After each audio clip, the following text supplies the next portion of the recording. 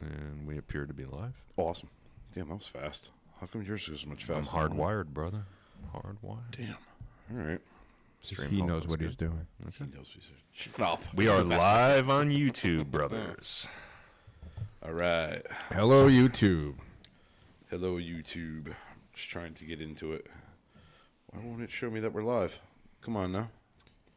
Drag it down and refresh it. That's what I did. Maybe it's your phone, George. Maybe it is. Yeah, I'm in, so I think it's you. Maybe. You're the mush. I'm the mush, huh? Nice. Anyway. Ready, brothers? Yeah. Ready? All right. Let's do it. Ken, are you doing the... You want me to do it? Go for it. This is going to be weird. Yeah. Ready? And 3, 2.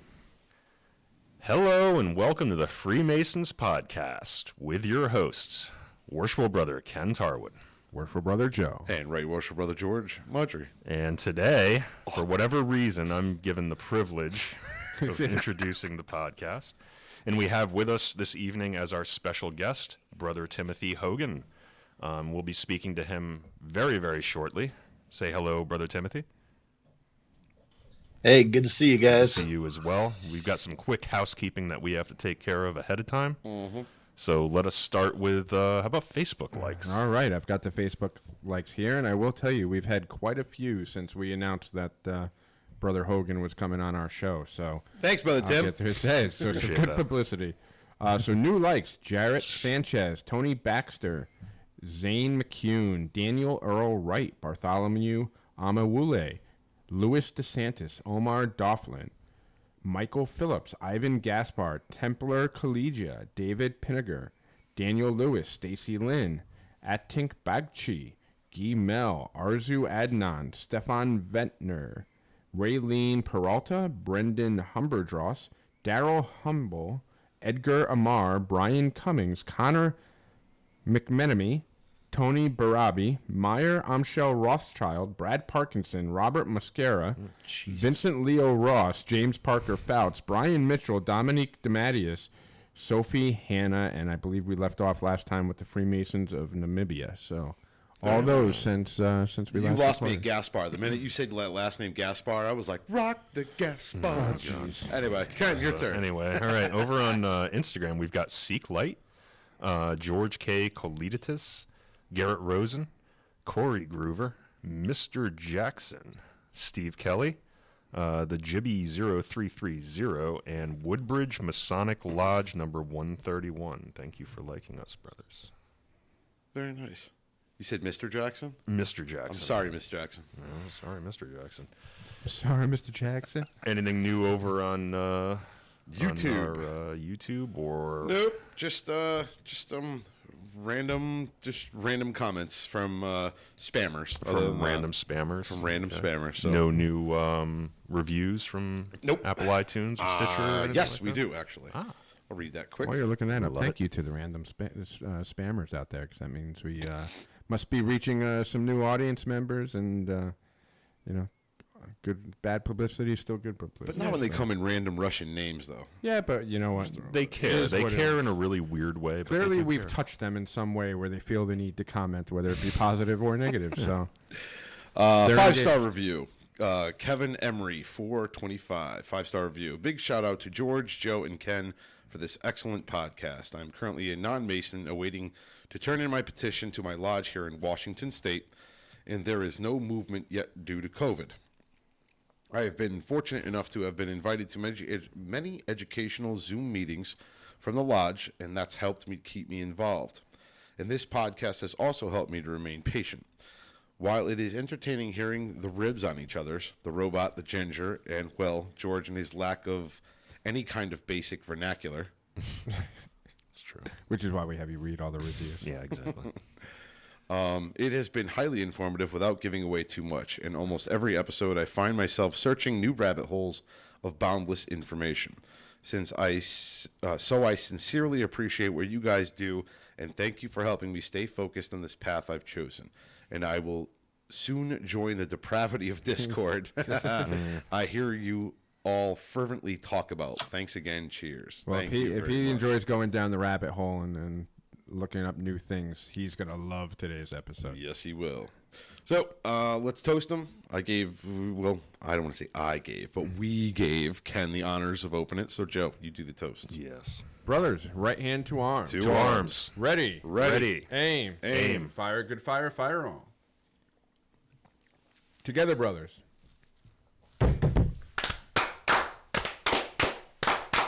Vivat, vivat, vivat. All right. Let's get into it, Brother Tim. You ready? I'm ready. So first we'll start off, as I ask every single one of our guests, what drew you to Freemasonry? What got you involved in Freemasonry? And how did you go about getting into it?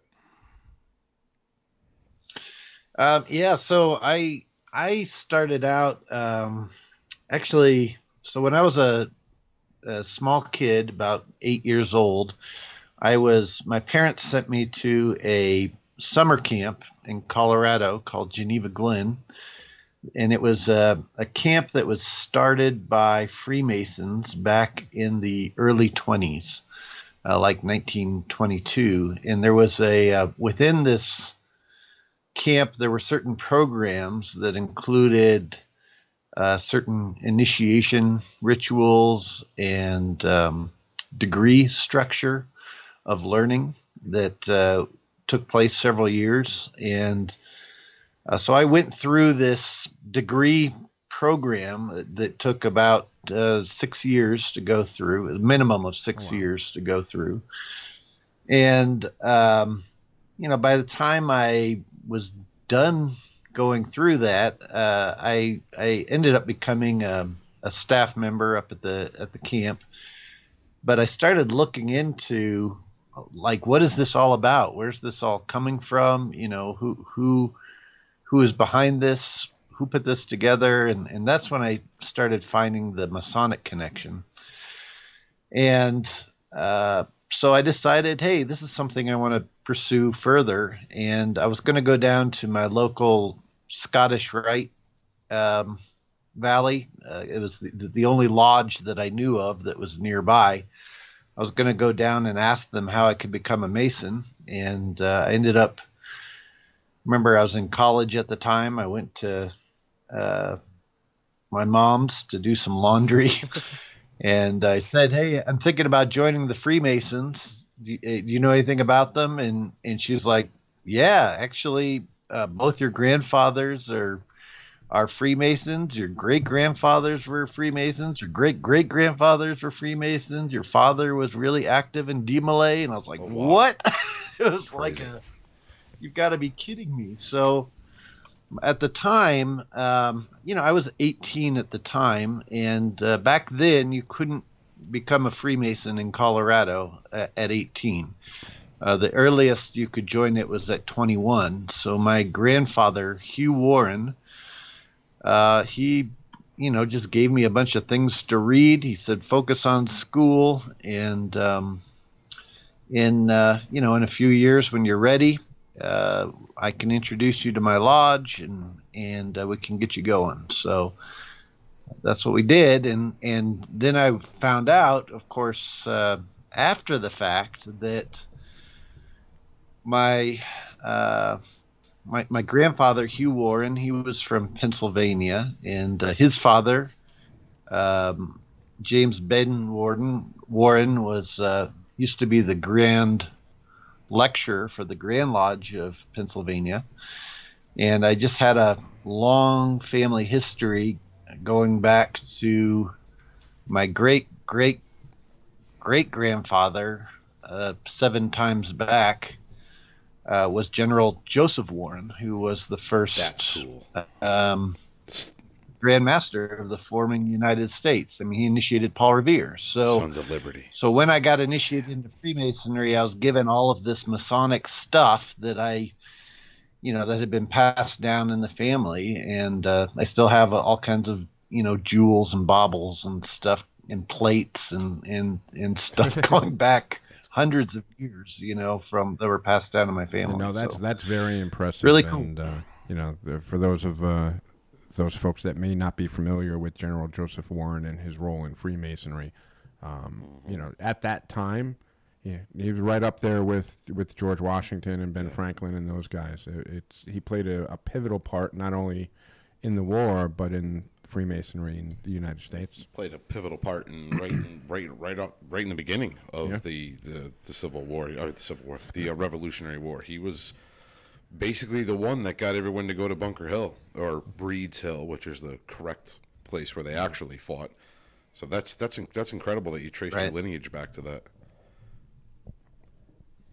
Yeah, and there was I'd been told all of this, and of course I had no reason to doubt it, but I did recently. There's a historian, a genealogist by the name of Diana Muir, and she actually put together. In fact, let me grab it. Hang on a second.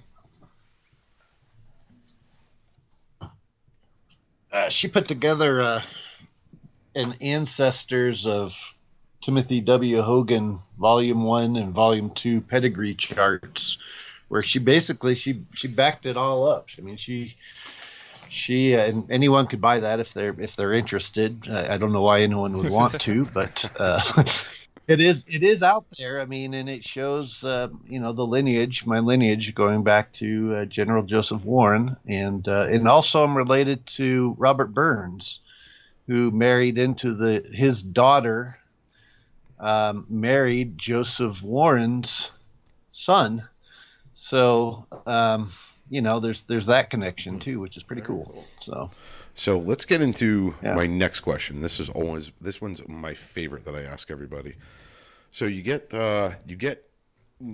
petition, you get accepted, and then you get to the point now where you are beginning your entered apprentice degree, and you're sitting in the preparation room. Yeah. And they say those words that you'll never forget. Strip. What is going through your mind at this point? Are you thinking, holy crap, what the hell did I get myself into? Or are you thinking, or are you just kind of letting it ride to see where it goes? Yeah, I went with it. The Tyler that was preparing me, I mean, God bless this brother. He was he was probably in his, I don't know, he was in his upper 80s or maybe early 90s, the brother who was preparing me. So a lot of it was, he was just kind of telling me what to do, and I was having to prepare myself because he was so old and feeble and shaky. He couldn't really, prepare me properly, so he'd had to tell me, oh, you need to do this with your outfit, your pajamas, we got you in. But it was I mean, it was a surreal experience, and certainly one that you never forget. I mean I kind of had somewhat of an idea of what I was getting into, but obviously not fully, and I didn't expect to have to change. I was not counting on that. I think most people don't, but it takes you back to our moms always gave us advice as kids: whenever you leave the house, make sure you have clean underwear on. Right. That came in handy that night. Yes, sir. Yeah. Unfortunately, I had a brother that I brought into Freemasonry, and he had accidentally washed his underwear with some red socks earlier that week, so it turned his underwear pink. So he went to go do this, and get into the outfit, the pajamas, and of course he was wearing pink underwear. Wow. That's funny. He's like, "Oh, geez, this doesn't look good." I mean, we've seen it all. Hard.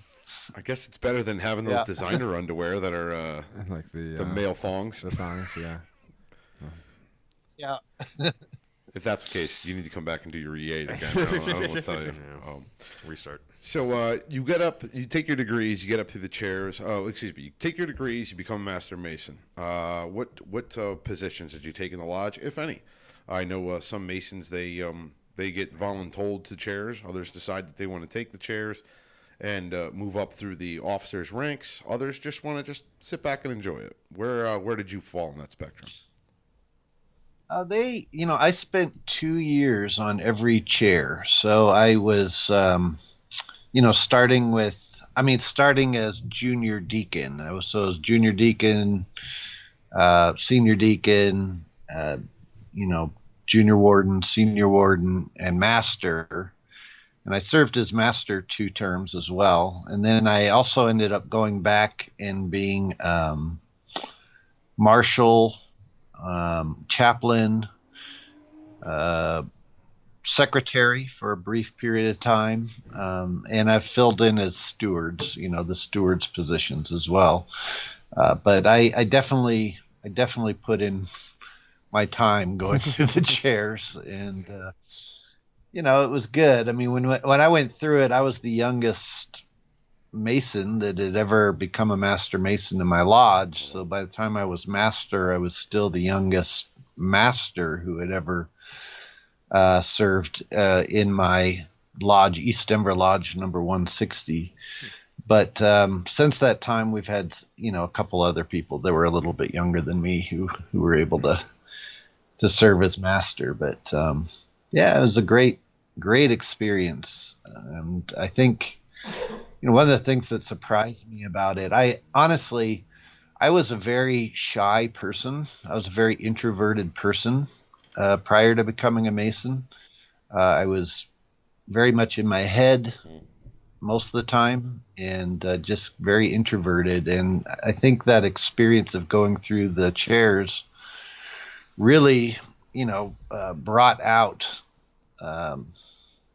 other skills that I wouldn't have otherwise. And since that time, I've served as master of my AMD body, my Scottish rites. I was Master Kadosh.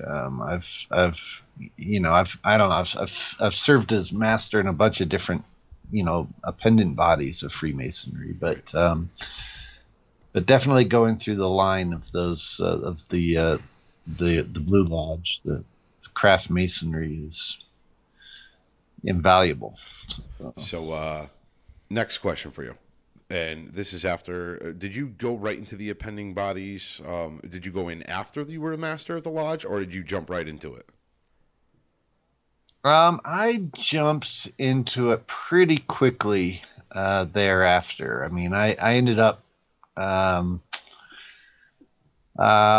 I think I went through the Scottish Rite degrees within about 6 months of becoming a Master Mason. And in Colorado, in the Valley of Denver, we do confer all 29 degrees. So I did have the opportunity to go through, all 29 degrees of the Southern jurisdiction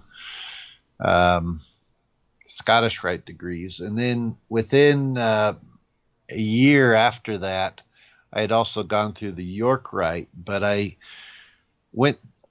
traveled around all over the place to receive those York Rite degrees. I received my Royal Arch degrees in Hayes, Kansas, and I received my my cryptic degrees in down in Delta, Colorado, which is like on the western slope of Colorado, as opposed to Denver, which is on the eastern slope.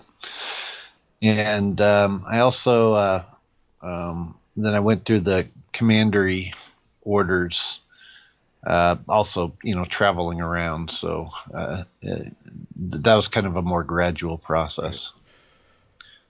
So, and did you end up becoming a commander or of the appending body, or excuse me, of York Rite, or you just were a knight? I didn't. I've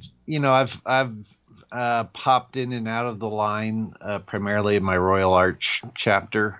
I've served as an officer of the Veils, serving positions in the Veils, guarding the Veils, and but I never went through and became master of there, and I didn't serve as commander in the York Rite.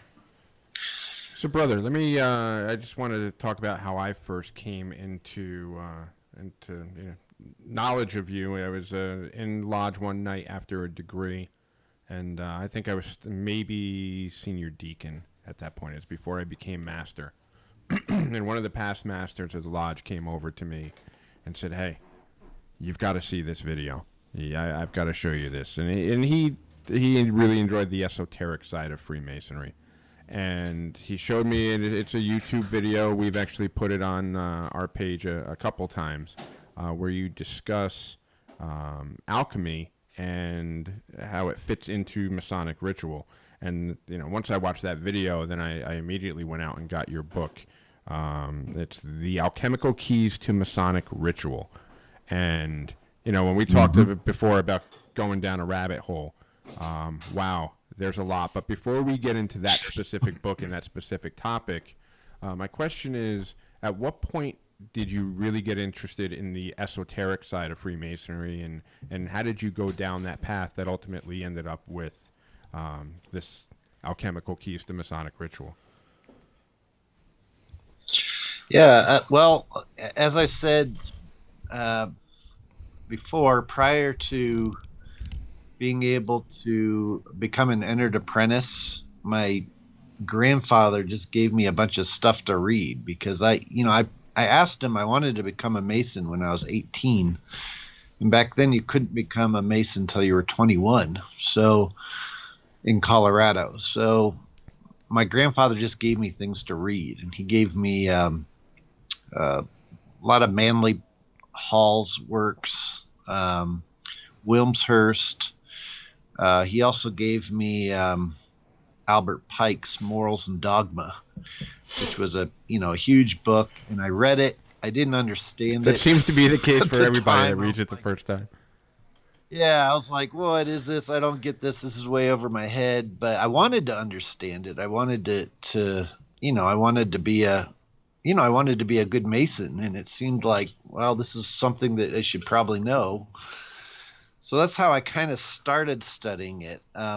After I was initiated, so my grandfather, he studied, my grandfather Hugh Warren, and I should say, so both my grandfathers were Freemasons. My grandfather Howard Hogan was a very active Mason in Hastings, Nebraska, and that was my father's father. And my great grandfather Theophil Plank, he was involved in the Swedish Rite in Sweden. And he came over here in the late 1800s, early 1900s, and, kind of passed on some stuff on the Hogan side of the family. On the Warren side of the family, my grandfather, Hugh Warren, was taught metallurgy at Denver University. And so when I started going through the degrees, it was my grandfather Hugh Warren, who was posting me, and he was, we were going through the, learning the dialogue, the question and answer dialogue that we had to memorize. And I'd learned everything full form. We had back then there were no abbreviated forms or short forms or anything like that. It was all long form. And so, I worked on memorizing it, but then he would also be like, hey, what do you think this means? And then he'd be like, there's a reason why this symbolism is being used. And he would start to teach me some of the alchemical connections related to this degree work. And he said he learned it from his father, James Baden-Warden, who was the Grand Lecturer for the Grand Lodge of Pennsylvania. And he learned it from his father, and so on and so forth, going back to General Joseph Warren, who was also an alchemist. He's thought of as this general for the Revolutionary War for particularly the Battle of Bunker Hill, but he was a physician by trade, and he was studying alchemy in relation to his medical stuff. Excuse me. And that's part of the reason why he was friends with Paul Revere, who was a metallurgist. Right. So they were studying alchemy together, and that whole the symbolism associated with that, my grandfather made it very clear, was contained in the symbolic degrees. And so I learned from him, and I wasn't really planning on speaking on it or writing about it or anything like that, but there was a real trend back in the 90s. And by the way, I was raised a Master Mason in 1996. So I'm going on almost 25 years now as being a Mason. But when back then, there was a real push by certain Masonic leaders to kind of dismiss any of the esoteric in the degree work, and there was a real push to be like, oh, the only secrets in Masonry are the grips and passwords, and that's it. The rest of it's just a bunch of silliness. It's kind of the way they were trying to dismiss Albert Pike, and they were trying to, it's like they were just trying to make it a patriotic system, and that was it, like a VFW, and there's nothing wrong with the VFW or the patriotic side to the work, but they were really, they were saying there were no secrets in Masonry at the time. And of course, I knew that there were secrets because my grandfather communicated them to me. And so I felt like I needed to say something. I needed to speak up and be like, actually, these things that you're memorizing have deeper meaning to them. And if you say, the minute you say there's no meaning to this, is the minute that our entire system becomes meaningless. And why would you want to do that? Why would anyone want to join something that's meaningless, right? So I felt like there was a responsibility to start to speak on this. And the first Grand Lodge that I spoke at was the Grand Lodge in New Mexico. And back then I didn't have a book or anything like that. So I would just print out a paper that I wrote. I'd print like 100 copies of this paper that I wrote, outlining the key points of my speech, and I'd go hand them out to the Grand Lodge or to the lodges whenever I would speak at them. I'm sure they loved you for people that. kept saying, well, yeah, I mean, they thought it was great, but they were like, where can we get your book on this? Oh, really? And I was like, I don't have a book, so that's when I decided, okay, I better get a book together, so it's just easy. Instead of me trying to make copies every time I give a lecture, I can just bring the books. So that's what I've done. 2 questions here from viewers. You got the first one is from Joseph Schultz, and he says, please ask Tim if Masonry has met its expectations or let's see. Oh, God. Met his expectations. Sorry, I'm looking on a real small screen here. Please ask Tim if Masonry has met his expectations, or is it very different from what he thought it was? It has met my expectation, but not in the way, it's funny. The lodge that I went to, East Denver Lodge, number 160, when I was raised in it, there was always a focus on education in my lodge, which I really appreciated. That said, a lot of the brethren that kind of brought me into the craft and the ones who initiated me and passed me and raised me, they weren't necessarily very esoteric at all. I mean, they were all about Masonic education, but they were more concerned with, this is the history of this building, or, here's a famous Freemason and here's his, information about this famous Freemason, or let's review the meaning of the anchor and the arc, or, just whatever, they were constantly focusing on Masonic education, but they weren't really exploring the, maybe some of the deeper symbolism of the ritual itself. And so it was a little bit of a push for me to get brothers talking about that, even in my own lodge.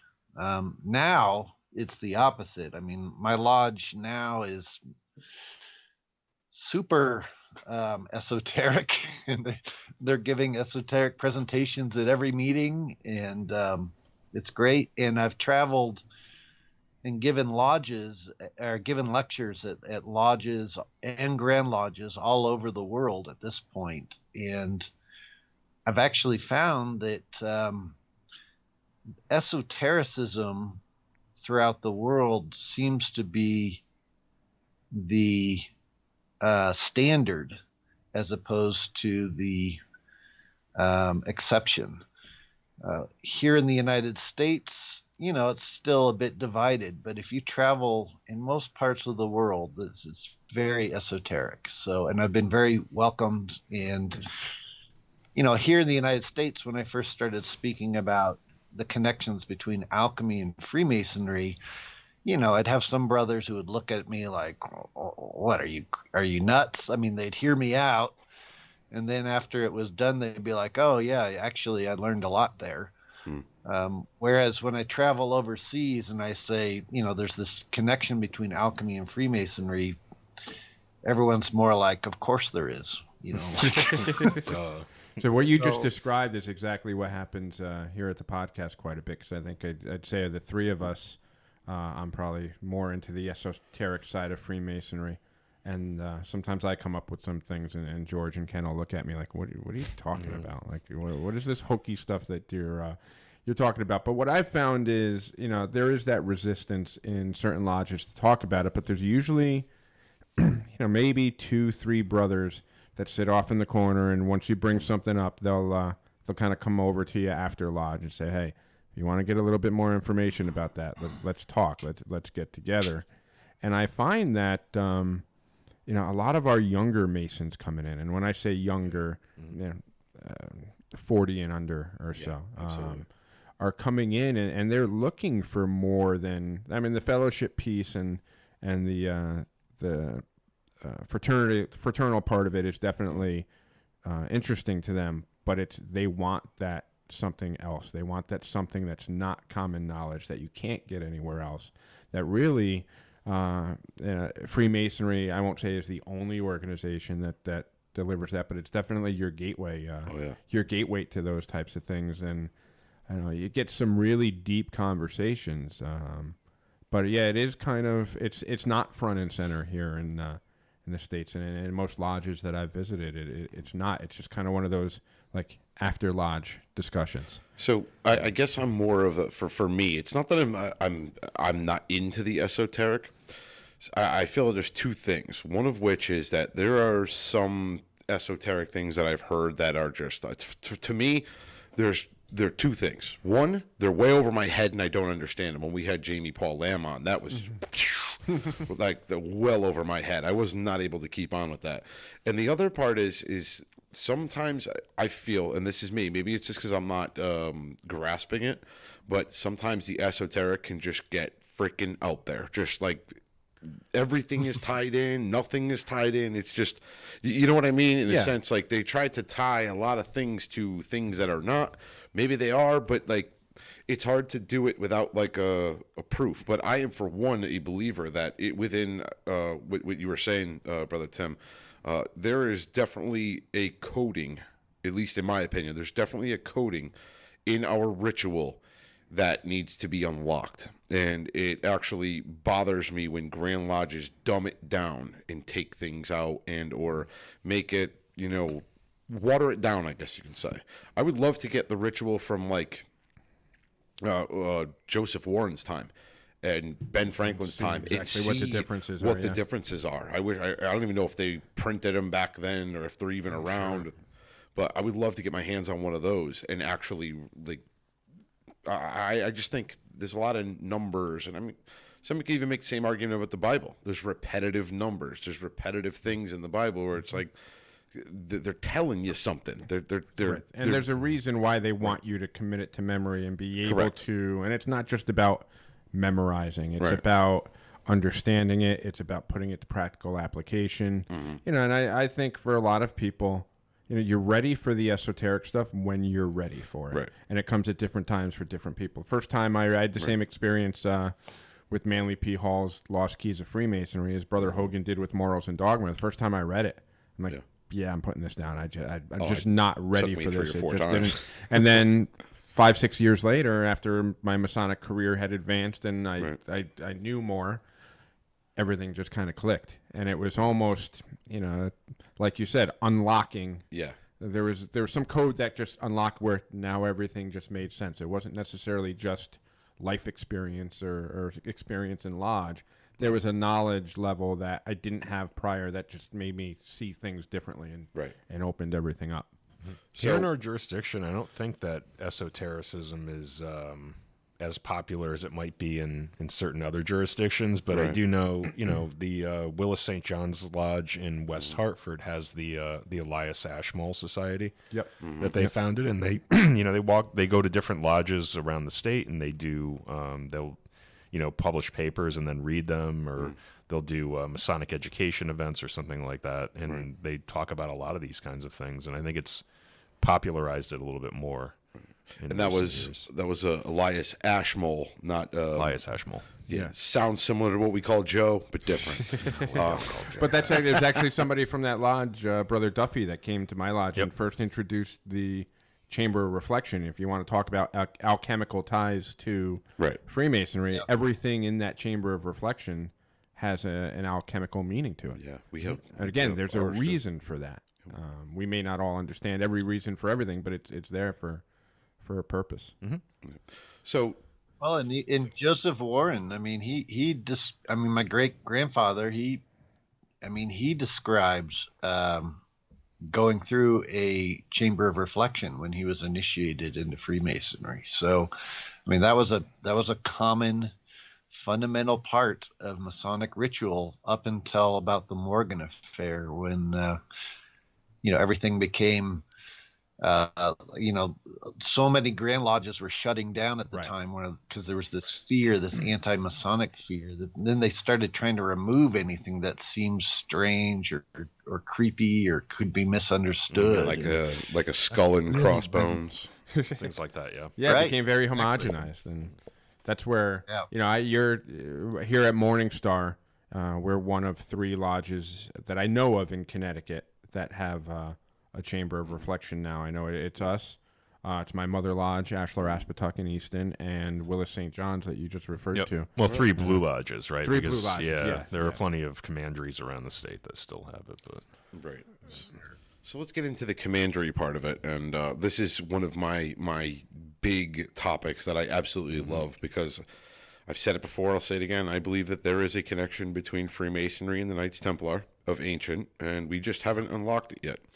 We haven't found it yet. I mean, then again, the Templars were also being persecuted, so I don't think they're exactly going to tell where the hell they went when they're getting burned at the stake. So that's just me. I mean, I'm not going to be like, hey, guys, I'm going to be over here at this place, you know, when they're setting people on fire.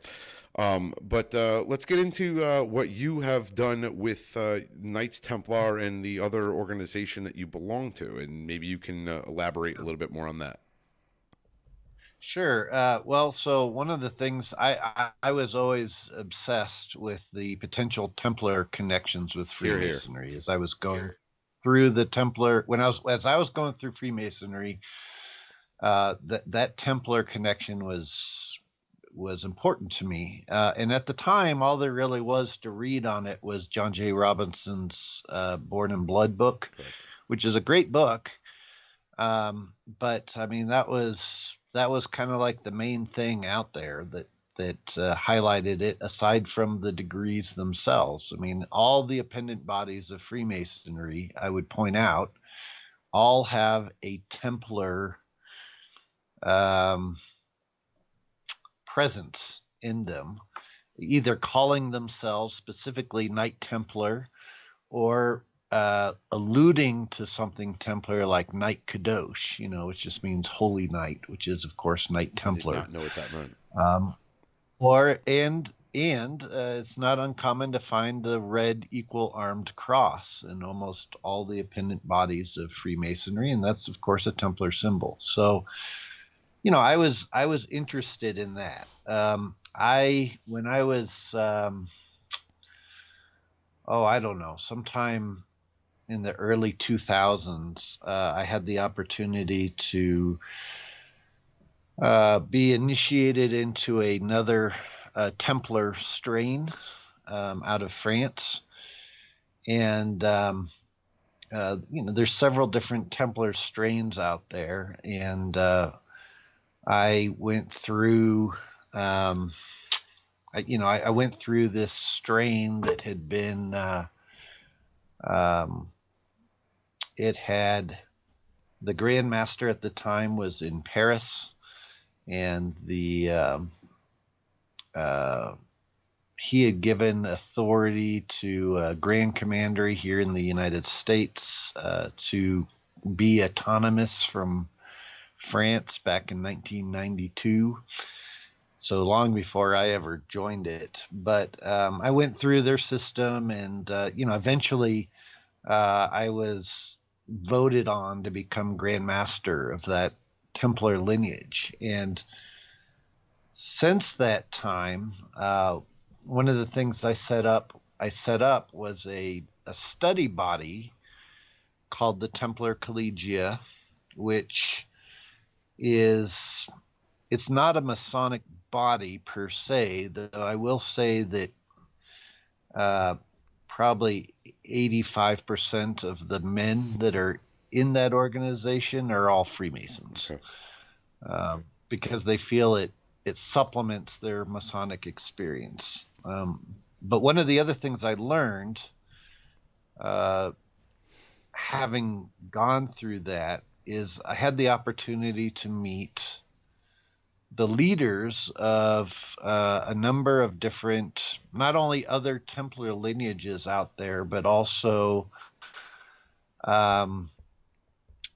different mystical societies, including Rosicrucian, Druze, Sufi, Druid, these different leaders, and what I found, Kabbalistic, and what I found is that these different traditions all have their own histories connecting them to the Knights Templar at different periods of history.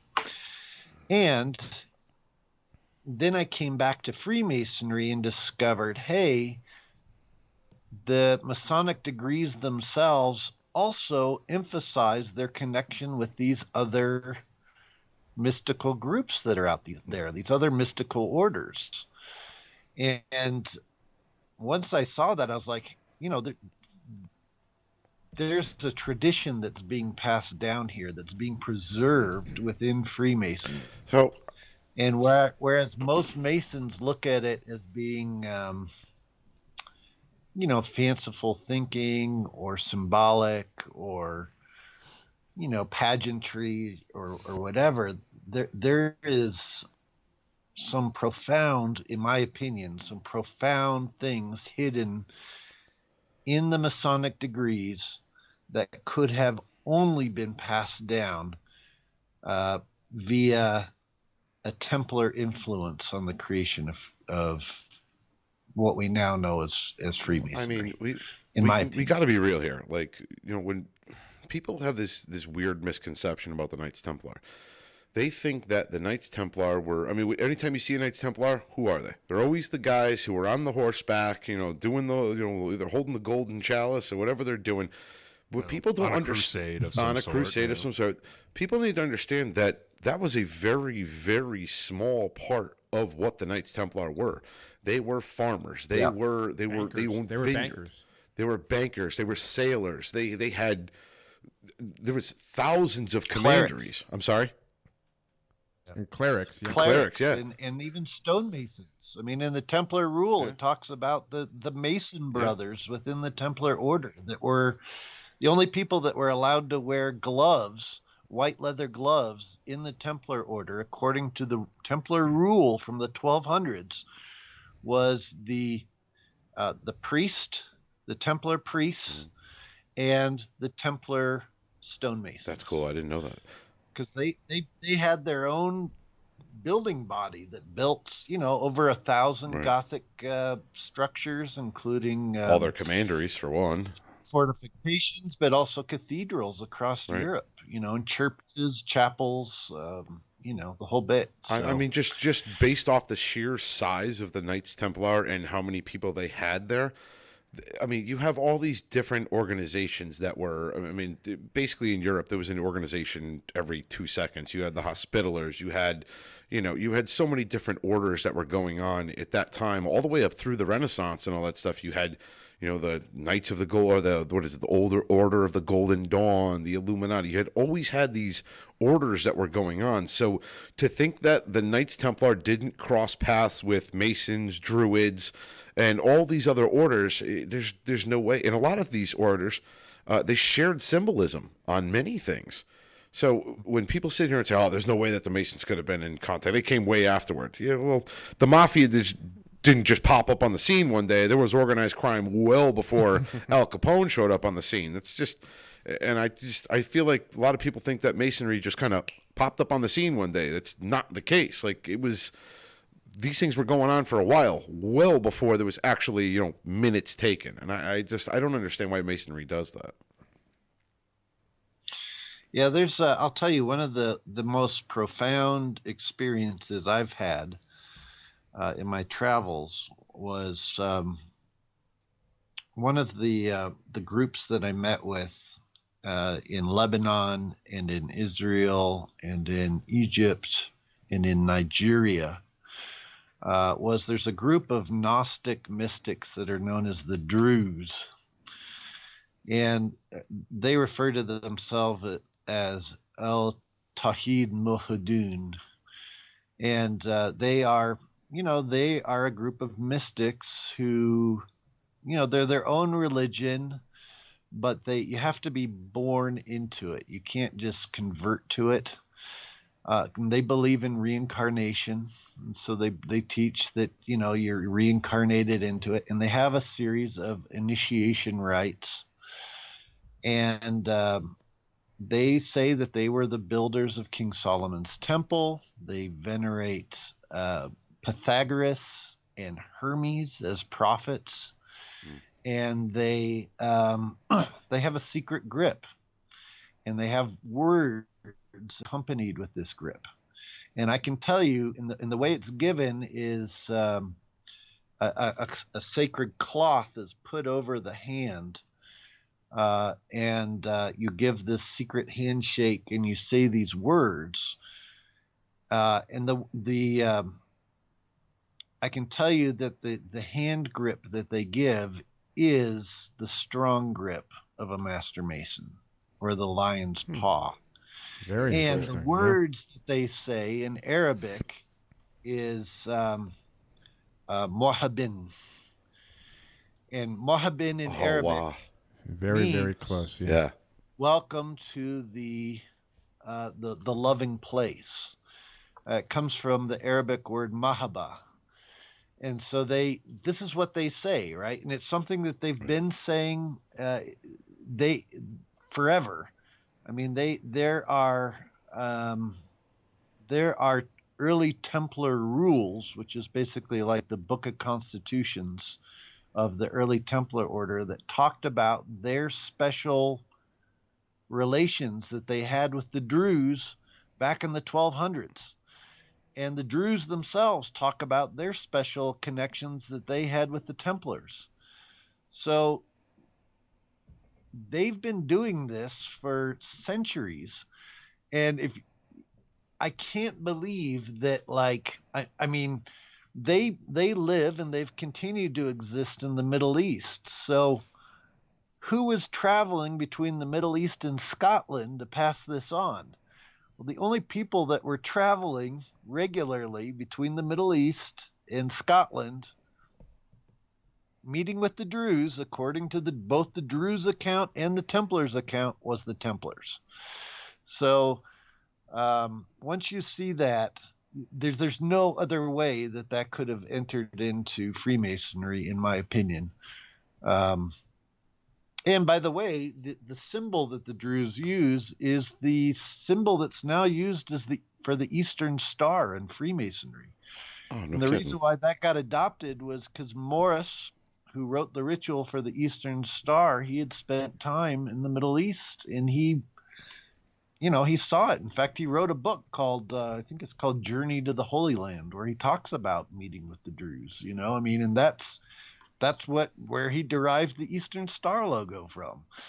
So, within the Scottish Rite of Freemasonry, the 25th degree of Freemasonry used to be about the Druze. It's not anymore, but it used to be. That's how Albert Pike had it set up. So, those connections were clearly there and were understood by Masons in centuries past, and then it just kind of got lost, or it was thought of as being fanciful. But having traveled and met with the Druze, including Walid Jumblat, who's the Grand Master of the Druze, I can tell you that their own history is that they had special connections with the Templars, and the Templar rule itself also said they had special connections with the Druze. So in my opinion, that's how that had to have, those special grips, that's how they had to have eventually found their way into Freemasonry. That's cool. That's very pretty far out. I mean, if you really think about it, that's what's the brother Solomon? Solomon Sheikh? Yeah, it's kind of what he was talking about, on his episode too. And this is why I think personally why Freemasonry doesn't pick one religion over the other, because I think a lot of different religious things blended into what became Freemasonry. Well, the further you go back, there's a lot of overlap. There's a lot going on where it's shared knowledge. It's shared.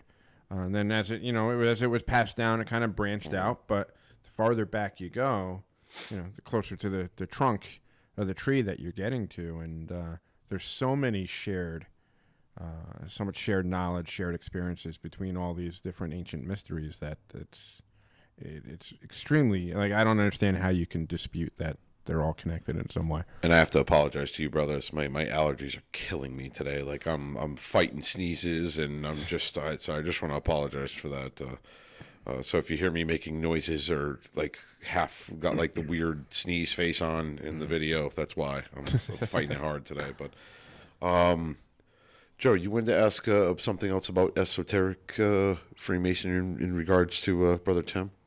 You were saying before there was something you wanted to ask. Well, I brought it up with the alchemical rituals. Oh, that's when I went up to grab a beer. Yes. Awesome. Yep, we touched on that. So I guess, it's...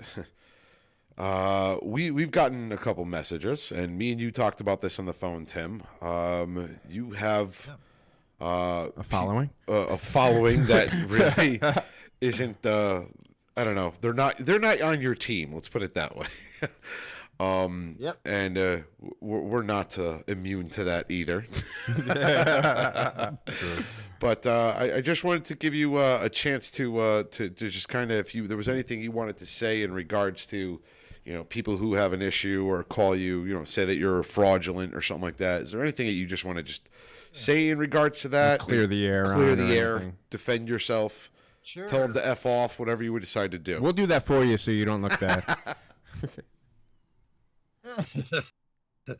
No, there's always haters out there, and there's people who are jealous, and unfortunately, a lot of brothers, some brothers, when this work becomes just an ego trip, they can become ruffians. They because becomes all about their ego, and it becomes all about titles. And I've never really been though I've received titles, I've always been more interested in the education. Right. So I've tried to, explore everything I can about the craft. I've traveled all over the world. I've put my life literally on the line. I mean, I've been shot. I've been almost kidnapped. I've been poisoned. All in the process of trying to understand more about these connections in Freemasonry and make that information available to. And you're pretty famous, Ted. Is this what I get to look forward to? Is being shot, stabbed, and you're never going to get to that level. I mean, you can't really. I mean, you can kidnap me. I fit inside of a duffel bag, so I mean, it's not hard to kidnap me. All that might happen to you in this room. I hope not. There's but there are, unfortunately, I've encountered a few bad apples in the fraternity who have just it's like they gain a little bit of knowledge and then they get a big head about themselves and they're no longer open to other possibility. And I'm not trying to take away from anybody's experience in Masonry. In fact, I've only ever tried to provide value to it through the things I write about and the things I lecture on. I have traveled all over the world. I've visited secret archives all over the place. I've spent a lot of time in France and in Germany. In Egypt. Now I want to hide in his duffel bag. Yeah, I mean, and I've lectured at Grand Lodges all over the place, so I've gained perspectives, from talking with brothers and seeing archives, and from, getting to witness their rituals and how they do things in other countries, and so I try to provide. Something about that. When me and you talked in has been something. Well, I was going to say that usually where there's any confusion or where there's any hate that comes in, has to do with when I was made Grand Master of one of the Templar lineages, which was the Ordre Souverain du Temple Initiatique. This was back in 2010. I had actually been made a Grand Commander prior to that. But again, it was through a lineage that had been given autonomy from France, from the previous Grand Master back in 1992, before I ever joined that tradition. I mean, I wasn't even made a Master Mason in Freemasonry till 1996. So, I went through that system too of Templarism, and eventually I traveled to France with the Grand Commander that was here in the United States, and he was given the seal of the Grand Master, and he was told to prepare me for taking over running things here in the United States, and that's what I did. Meanwhile, there was another tradition that was in France that continued to exist completely independently and autonomous from what was going on here in the United States. And both were establishing commanderies and grand commanderies all over the world. And so some people have looked at that and said, well, you can't be the Grand Master because there's this other guy in France that's now claiming to be the Grand Master. And I'm not disputing that. Right. I'm just saying that there are, the Grand Master prior to me, before I was ever involved in any of this, he had established the United States as autonomous from France. So it basically turned into a you-know-what swinging contest is what you're saying. That's right. That's exactly right.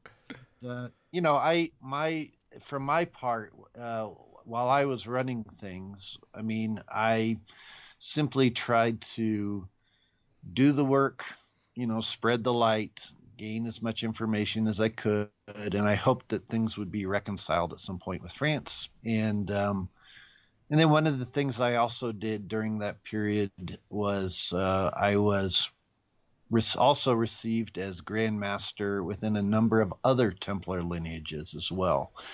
And so, at this point in time, there's about 6 different Templar lineages out there that have all, recognized me as a Templar Grand Master from around the world, and I continue to represent them. And for some people, for whatever reason, that's a issue for them, or they feel threatened by it, or jealous, or whatever. You want my opinion? And, I think it's money and membership, money and membership.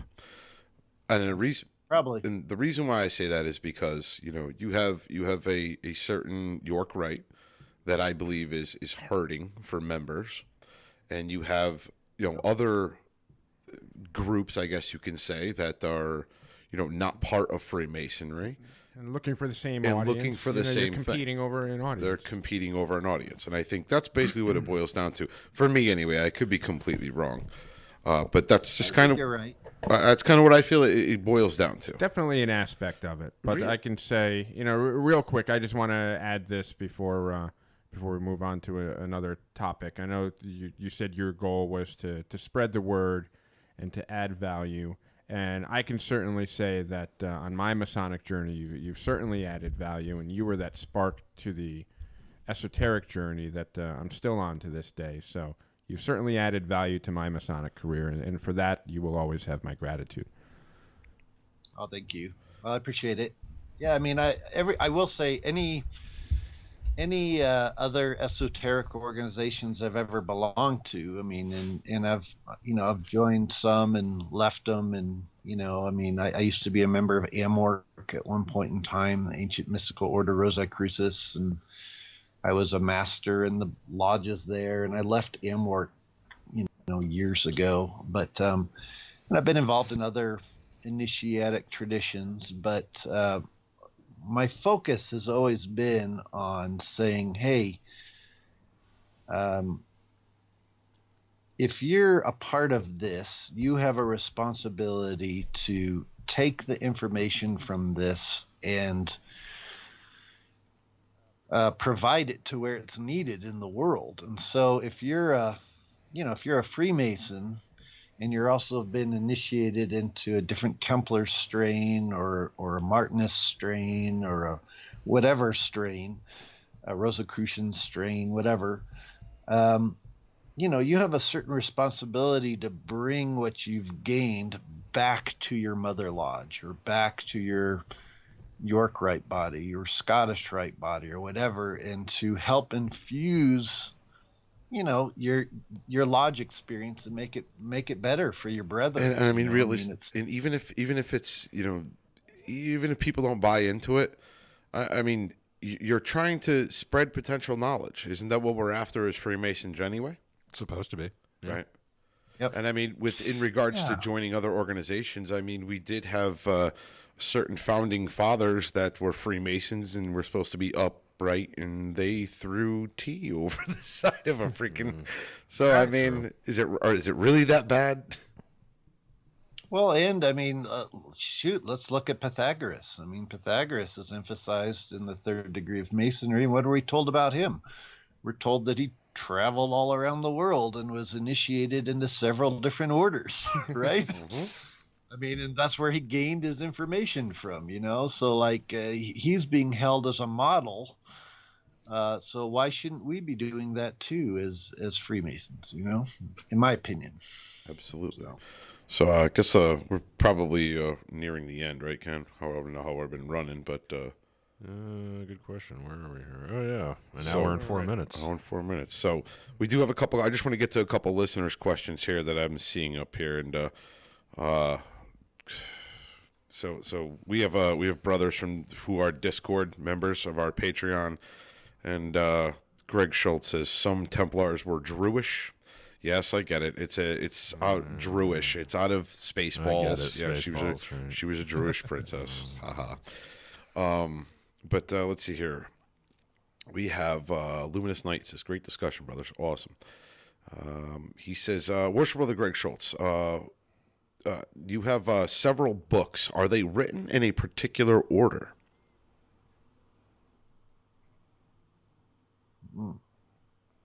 Several books.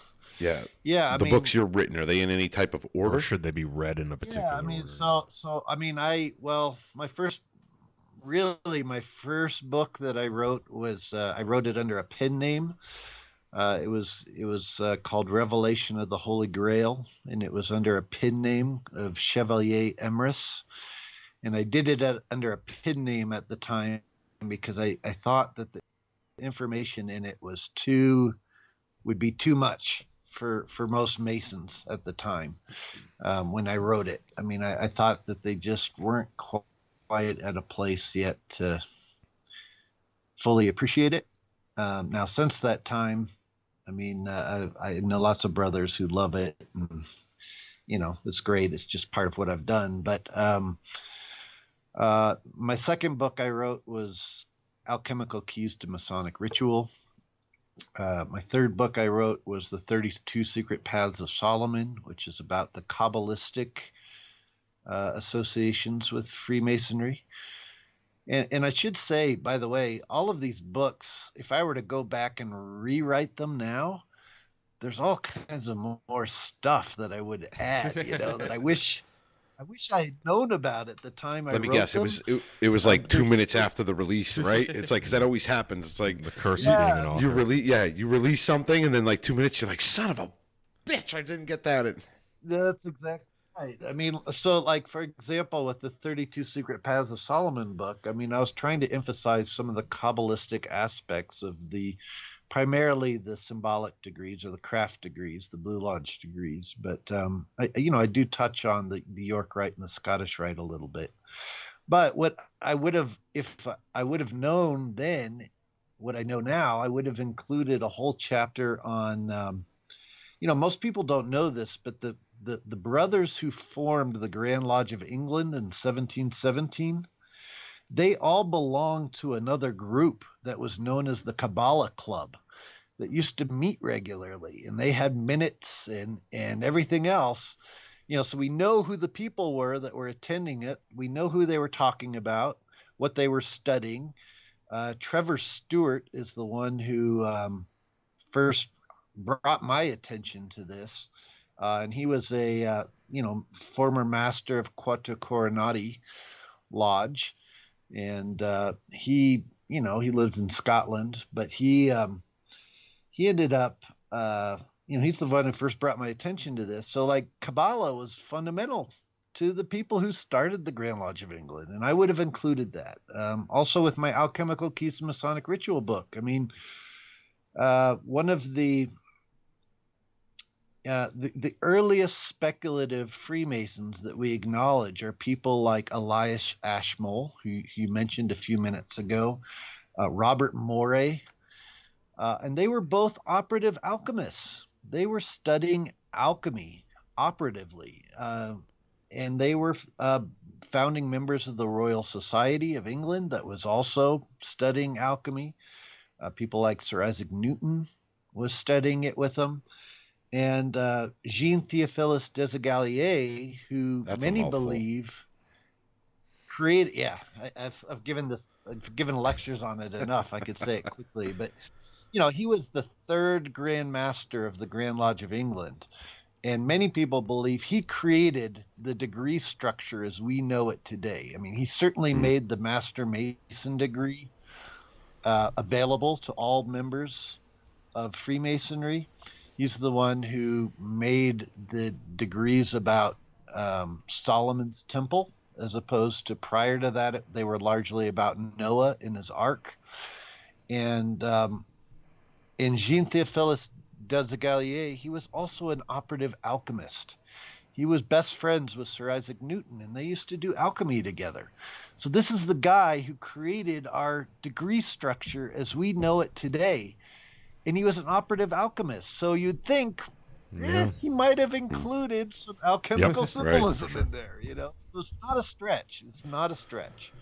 So anyhow, those were kind of, I mean, since the publication of those books, I've also published a book called Novo Clavis Esoterica, which includes expanded versions of those 2 books in it.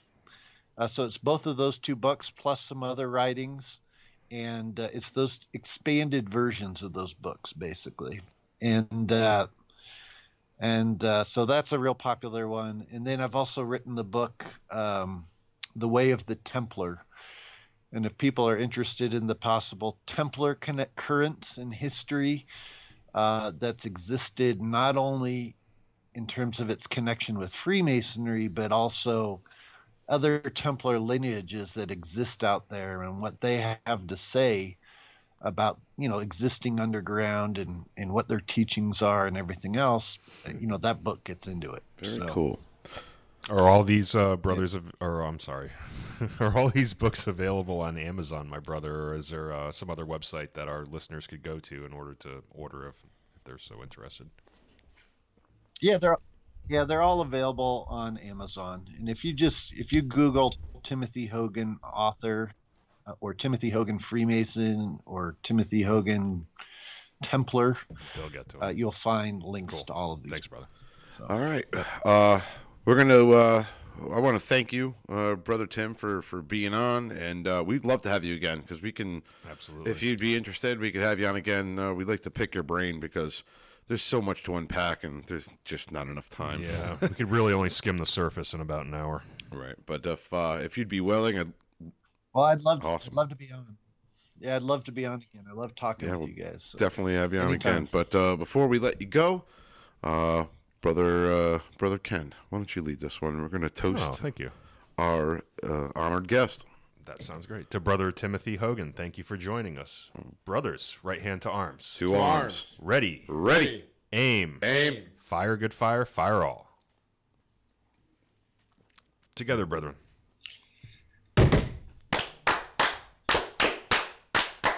Vivat, vivat, vivat.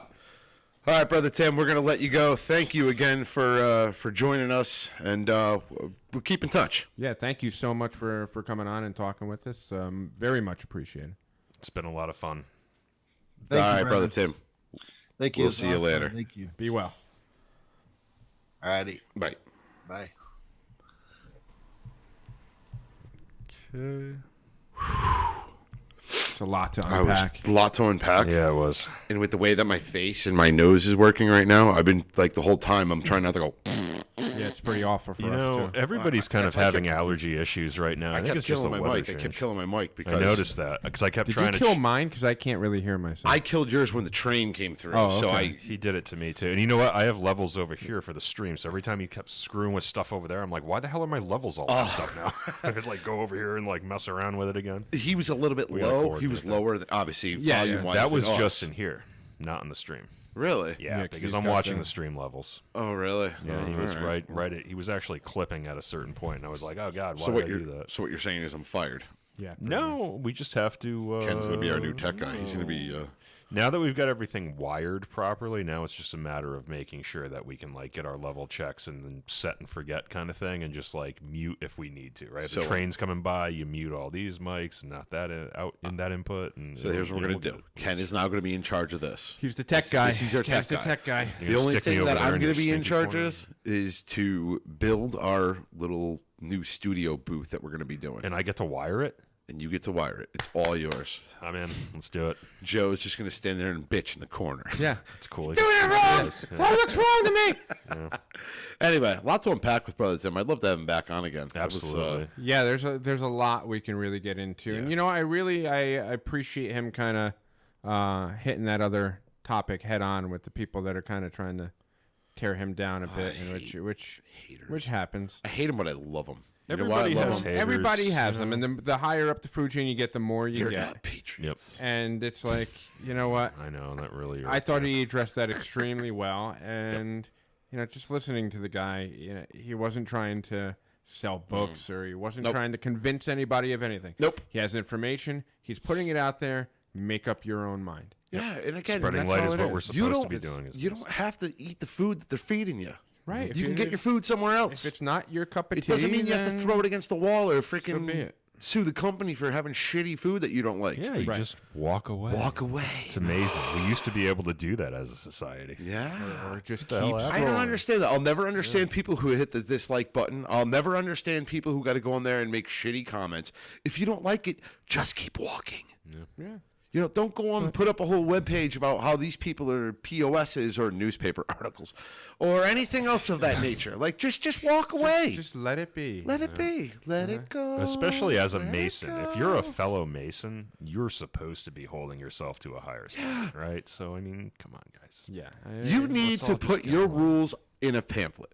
I need to Yeah. put And them in every stone. single Articulate time it in the form we of- find somebody breaking these rules, we'll mail them the pamphlet. No, you're going to take your new Dremel tool that you got, and we're going to get a tablet. Okay. And you're going to... like Oh. the 10 Commandments. Yeah, but it could be small because there's only 2. So we'll put one commandment And on George's, each you know, tablet, and we Joe can do can that. stand there with your Jesus costume on for Easter. It's a Jedi costume. Jedi costume, whatever. But It's you a could Jesus stand there. costume, Yeah. Yeah. Got to make them small. One episode, though. One episode. No, huge. They got to be huge. You won't be able to hold them. He's going to hold them. He's going Well, to just stand. make them like... Oh, okay. Joe's just going to walk 18 in. inches, 24 inches, like 2 feet maybe, Okay. one in each. Gravestone Yeah. sized. All right. We're just going to make Joe stand in the back near the Freemates just with the sign. That'll be the next thing that we take a picture of and put on canvas and hang up in the... Yeah. In And the then we'll get podcast. crucified for it. No, we will take that picture. We'll put it on pamphlets. We'll do it up really We're not nice, doing too. pamphlets. We're not Okay, doing pamphlets. postcard. Brochures? Brochure. Okay, we can And do it's just going to be handbill. Joe just standing there holding the 2 tablets. Actually, that would make a great skit. We go to the airport and start handing them out like the Hare Krishnas used to do. We should Remember? do it. Yeah. Airport? Or Or going we- airport? I don't know about airports Well, we right probably now. can't get away with that anymore. You I can't see just several randomly things wrong with this. several things. we can go One around being, and knock on there's doors. COVID. You can't just walk into an airport and stand there. They're going to throw you out. Okay. So let's back off the airport. And I mean, maybe you're okay with a cavity search. I'm not. but So okay, but we can go around neighborhoods and knock on doors like other. no, we're like not other- knocking on neighborhoods. I think that when I'll do somebody- it in my neighborhood. I don't care. They know me. This is why your neighbors hate you. I walk around in a ballistic vest like every day. So No, but I'm serious. We should do something along those lines where if you're going to be a super douche, what we're going to do is we're just going to mail you one. yeah. First one's getting it.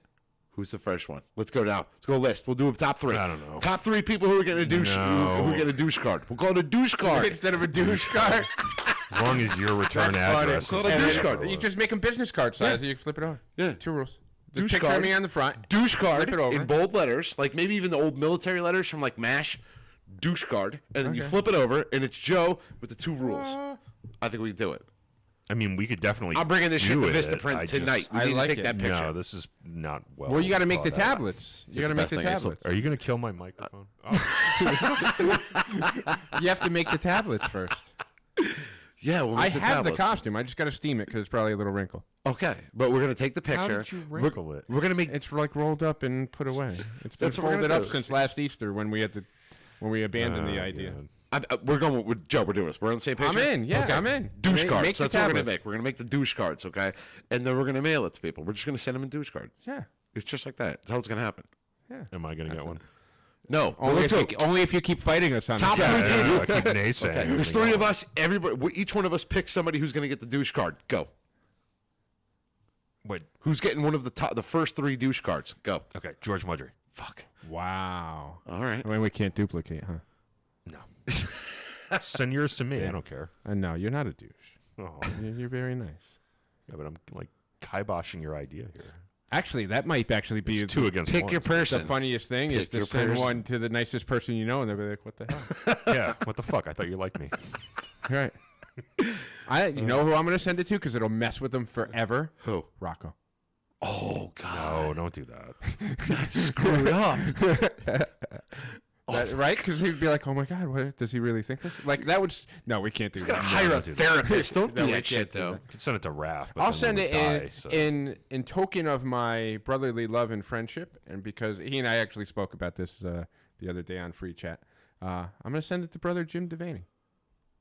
Okay. No, because you guys do have kind of a love-hate thing going on. We there, really don't you? don't. My he third and I one? actually spoke about it the other day. My one. Everything's cool. Collins. He was on. He was in my top 3. Danny Collins. He was in my top 3. Yeah, But- just because he can't like. Not that he is constantly, but he can be. He can be. I would never send it to one of our Discordians. I love all of those brothers equally, even if some of them are abrasive. But Devaney and I were actually talking the other day on Free Chat, and he's like, well, why do you think I don't like you? I'm like, I don't think you don't like me. And I don't really dislike you. I'm like, it's funny for the show, though. Yeah. Like, we just embellish. He's like, oh, because people keep asking me why you guys don't like each other. And I'm like, no, it's just for the show. It's fun. It's from the keeping up appearances. Just go back to it. Yeah. It's a trope. So, all right, brothers. It's social media, folks. Not everything you see is real. Yeah, we're at an hour and 20 now. Let's shut it down. Yeah. Shut it down. So, good show. Ken, good job, everyone. You lead the outro. All right. So, next time we're going to switch it. We're going to do Joe. We're going to screw everybody up. My levels are a little low. And then what we're going to do is soundboard bitch. Oh, wow. There we go. All right. Now I've been reduced to the soundboard bitch. Absolute I'm like, power corrupts absolutely. Wow. You know, it actually hurt me to say that word because I don't like swearing. But anyway. Never mind. I'm changing my douche card.